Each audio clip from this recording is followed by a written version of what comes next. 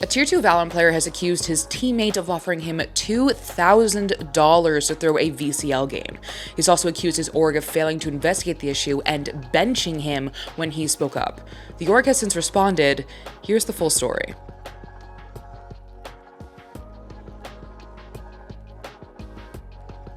Just because I am here working in Los Angeles for the VCT kickoff tournament does not mean I can't put on the journal hat when needed.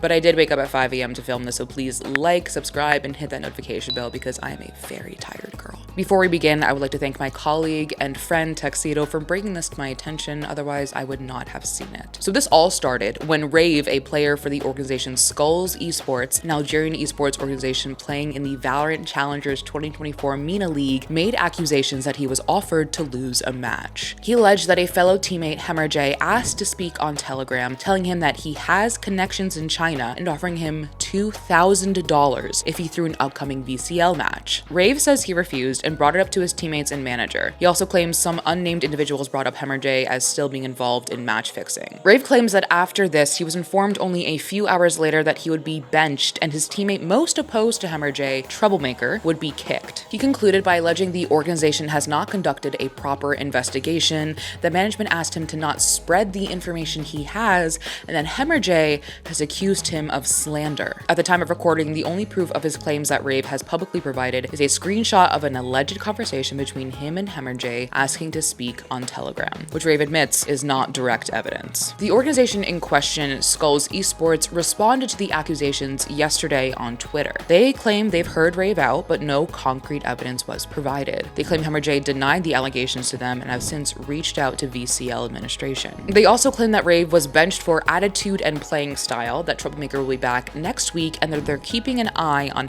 J. I have reached out to the players involved, including Rave, Troublemaker, and J, but have not heard back at the time of publication. But one of their teammates did refuse to comment. I also reached out to Skulls Esports for clarification on the following things. I asked for evidence of Rave's unsuitable play style and attitude, proof of them working through official VCL channels, and why it appears they waited to reach out until after Rave's public statement, and why, according to their own statement, they did not want Rave to talk to his fellow teammates. Skulls Esports responded to me to say that Rave did come to them with this allegation, that he had no evidence, that they asked him to focus on the matches while they monitored J, and that they benched him purely for performance reasons and to rotate their 6-man roster, for which they provided a screenshot of an alleged Discord message of them relaying this to the team. In private, an anonymous former player of Skulls Esports made further allegations to me regarding withheld tournament payouts and salaries, favoritism, and unfair benching practices.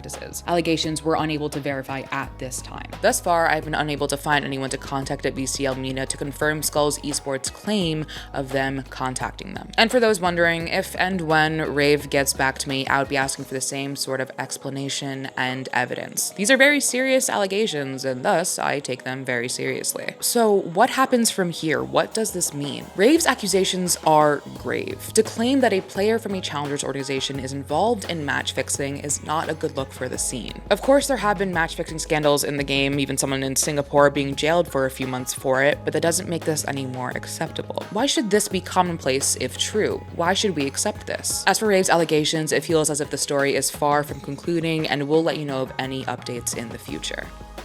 It is a very brave thing to do if this is true, to come out and say that it happened. There's just a lot of factors involved, and there's a lot of risk involved. Whistleblowing is risky. If this is true, to come forward, I think it shows a real sense of moral character for Rave, because that's really, really impressive to come forward and have a very simple, coherent statement.